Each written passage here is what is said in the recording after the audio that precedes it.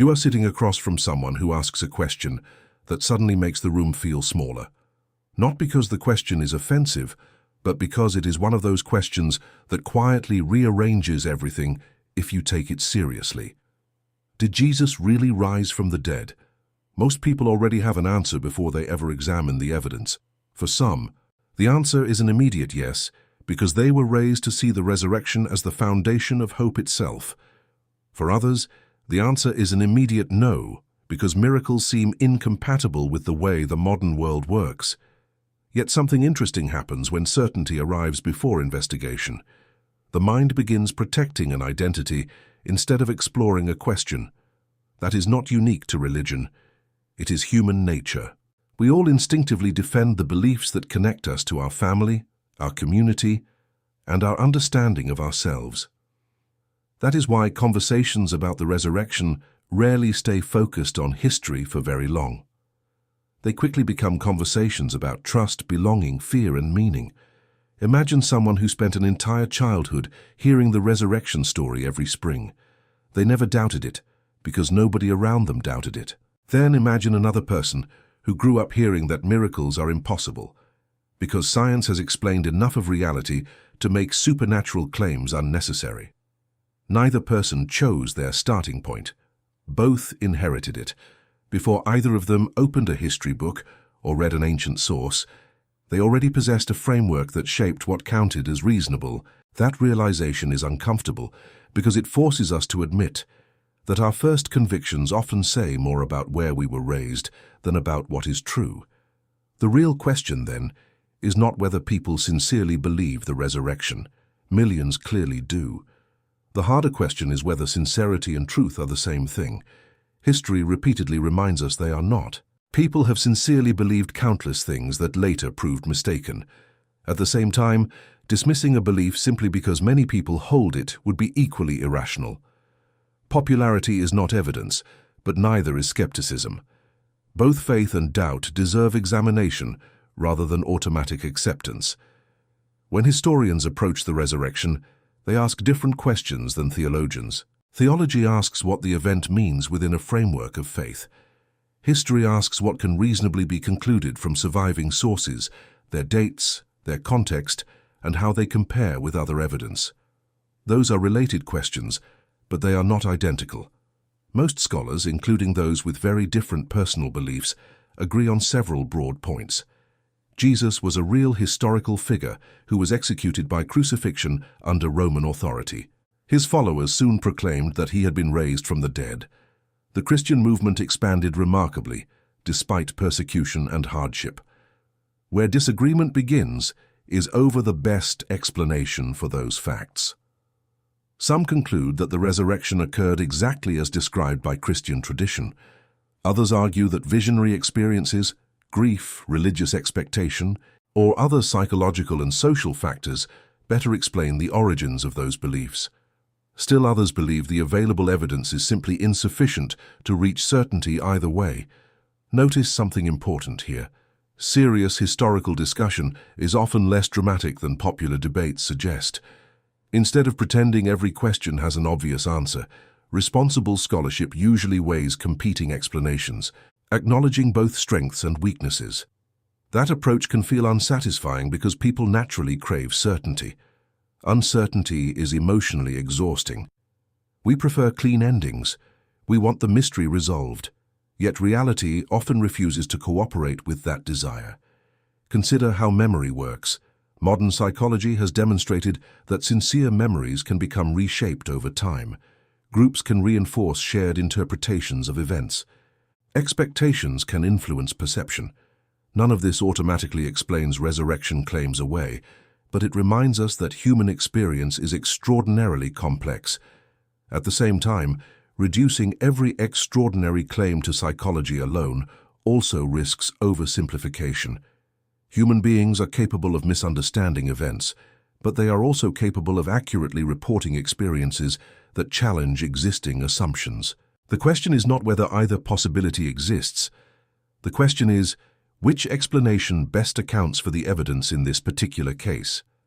That is where intellectual honesty becomes more demanding than simply defending the position we already hold. It requires admitting what we know, what we do not know, and where interpretation begins. The deeper issue may not be whether one ancient event can be proven beyond all doubt. It may be why we instinctively search for certainty in the first place. If the resurrection happened, it would profoundly reshape how many people understand life, death, hope, and meaning. If it did not, then one of history's most influential religious movements developed from a very different process than believers understand. Either possibility carries enormous implications. That is precisely why the discussion deserves patience rather than slogans.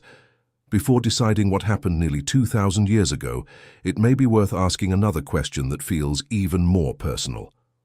How often have you accepted or rejected an idea because it fit your identity rather than because you carefully examined it? That question reaches far beyond religion. It touches politics, relationships, culture, and every belief we inherit without noticing. Independent thinking begins when we become willing to investigate our own assumptions with the same honesty we expect from everyone else. If that is the kind of conversation you value, follow along for more thoughtful explorations that challenge assumptions without asking you to stop thinking for yourself. The moment you begin separating what people believe from why they believe it, the conversation changes completely. You stop asking only whether a claim is true and start asking how human beings arrive at conviction in the first place. That shift matters because the earliest followers of Jesus were not abstract philosophical thinkers debating ideas in a classroom. They were ordinary people living under Roman rule, shaped by Jewish expectations, political uncertainty, personal loss, and the hope that history itself could change. Whatever happened after the crucifixion, something convinced them that despair had given way to hope. That much is difficult to dispute. The harder question is what produced that transformation. Some argue that only an actual resurrection adequately explains the willingness of many early Christians to endure persecution while continuing to proclaim that Jesus had risen. Others respond that history contains many examples of people suffering or even dying for beliefs that later proved mistaken. The willingness to sacrifice demonstrates sincerity, but sincerity alone does not establish factual accuracy. That distinction is uncomfortable because we instinctively associate confidence with truth. We assume that people who are absolutely certain must possess extraordinary evidence. Yet everyday life repeatedly shows otherwise. A person can confidently remember a conversation that never happened exactly as recalled. A witness can sincerely identify the wrong suspect. Entire communities can become convinced of stories that grow stronger through repetition rather than verification. Confidence tells us something about the believer. It does not necessarily tell us everything about reality. That realization forces a deeper question. If confidence is not enough, what kind of evidence should we expect for an event that, if genuine, would be unlike anything else in history? Historians generally work with probabilities rather than mathematical certainty. Ancient documents are incomplete. Sources reflect the perspectives of their authors. Archaeology fills some gaps, but leaves many unanswered. This is true whether the topic is an emperor, a battle, or the beginnings of Christianity. The resurrection occupies an especially unusual place because it is both a historical claim and a theological claim. Historically, one can examine the texts, estimate when they were written, compare their agreements and differences, and evaluate how they fit within the broader context of the first century. Theologically, believers see those same texts as testimony to God's action in history. Skeptics, by contrast, often begin from the assumption that miracles require extraordinary evidence because they describe events outside ordinary experience. Neither approach is entirely free from underlying assumptions. Everyone brings a framework to the evidence, even when they imagine themselves completely objective. That does not mean objectivity is impossible. It means genuine objectivity requires recognizing our own starting points before evaluating someone else's. This is where psychology quietly enters the discussion again. Human beings are remarkably skilled at noticing evidence that supports existing beliefs while overlooking evidence that challenges them. Confirmation bias is not a flaw possessed only by religious people or only by skeptics. It belongs to all of us.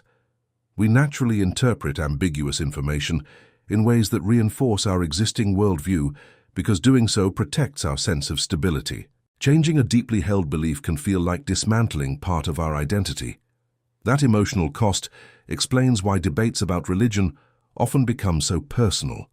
People are not merely defending an argument, they are defending relationships, memories, traditions, and sometimes the very framework through which they understand life and death. Once you recognize that, the conversation becomes less about winning and more about understanding. Instead of asking why someone believes differently, you begin asking what experiences shaped that belief. You become slower to assume ignorance or bad faith. You realize that intelligent, thoughtful people can examine much of the same evidence and still reach different conclusions because they assign different weight to different kinds of explanations. For some, the historical testimony surrounding the resurrection is compelling when viewed alongside the rapid emergence of the early Christian movement. For others, natural explanations remain more persuasive because they align more closely with how they understand the world. Between those positions lies a space that is often ignored in public debate, the willingness to admit uncertainty where certainty is not available. Ironically, that humility may be the most intellectually demanding position of all. It resists easy slogans and refuses to confuse conviction with proof. Whether one ultimately accepts the resurrection as historical reality, regards it as a matter of faith, or remains unconvinced, the question continues to matter because it forces us to examine not only ancient history, but also ourselves. It asks whether we value truth more than comfort, whether we can distinguish evidence from assumption, and whether we are willing to rethink conclusions that have become part of our identity. Those questions extend far beyond religion. They shape every important decision we make. If exploring difficult questions without surrendering either curiosity or intellectual honesty is worthwhile to you, stay with this conversation and continue challenging even the beliefs that feel most familiar. Imagine discovering that the most important question in your life cannot be answered the way a courtroom resolves a modern criminal case. There is no video recording, no forensic laboratory, no collection of contemporary newspaper reports waiting to settle the debate once and for all. Instead, there are ancient texts, historical context, human testimony, centuries of interpretation, and the unavoidable reality that every reader approaches them with expectations already in place. For some people, that feels frustrating because they want certainty. For others, it feels appropriate because they believe questions of ultimate meaning have always required more than detached observation. The resurrection sits at the intersection of those two instincts. It invites historical investigation while simultaneously challenging the limits of historical method. Historians can ask whether the earliest sources are relatively close to the events they describe, whether independent traditions appear to exist, how the accounts compare with one another, and what alternative explanations have been proposed over time. Those questions are valuable because they help distinguish careful reasoning from mere assertion. Yet history by itself cannot recreate the past. It can only examine the traces the past has left behind. That limitation is not unique to Christianity. It applies to nearly every ancient event we study. The difference is that few ancient events carry consequences as personally significant as the resurrection does for millions of people around the world. This is where the discussion often becomes emotionally charged. If someone believes the resurrection occurred, then it may shape their understanding of suffering, forgiveness, hope, death, and purpose. If someone concludes that it did not occur, then Christianity's central historical claim demands a different explanation. The stakes are high, and high stakes have a remarkable way of influencing human judgment. We become less interested in discovering what is true and more interested in protecting the conclusion that allows our lives to continue making sense. That tendency is deeply human. We see it in politics, in family conflicts, in scientific controversies, and in everyday disagreements. We often believe we are following evidence when, in reality, we are selectively collecting the evidence that allows us to remain who we already are.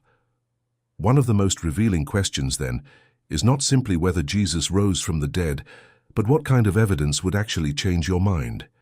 If the answer is nothing, then the conversation is no longer about evidence. If you have already decided that miracles are impossible under any circumstances, then no historical testimony will ever be sufficient.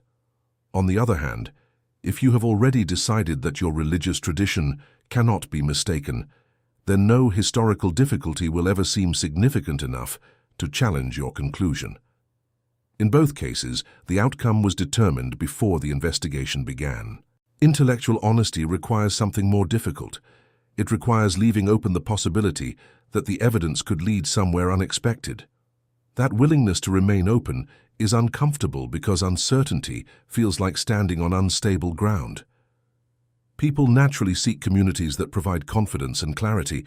Religious communities can offer belonging, shared purpose, and moral direction. Secular communities can offer intellectual consistency, skepticism, and confidence in natural explanations. Both kinds of communities shape the questions their members ask and the answers they find persuasive. Recognizing that influence does not invalidate anyone's beliefs. It simply reminds us that none of us thinks in complete isolation. We inherit languages, assumptions, traditions, and habits of reasoning long before we begin examining them consciously. Perhaps that is why the resurrection continues to fascinate people nearly 2,000 years later. It is not merely a historical puzzle, it is a mirror. It exposes how we evaluate extraordinary claims, how we balance faith and reason, how we respond to uncertainty, and how deeply our identities influence what we consider possible. Whether you ultimately conclude that the resurrection is a historical reality, a theological conviction, or an unresolved question, the process of examining it carefully can teach something valuable about your own thinking. Sometimes, the greatest discovery is not that you found an easy answer. It is that you learned to ask better questions, to recognize your own assumptions, and to pursue truth with enough humility to admit both what you know and what remains uncertain. If these are the kinds of conversations that make you think long after the video ends, consider subscribing, not because you should accept any particular conclusion, but because some questions are worth exploring with patience, evidence, and an honest willingness to examine even our deepest assumptions.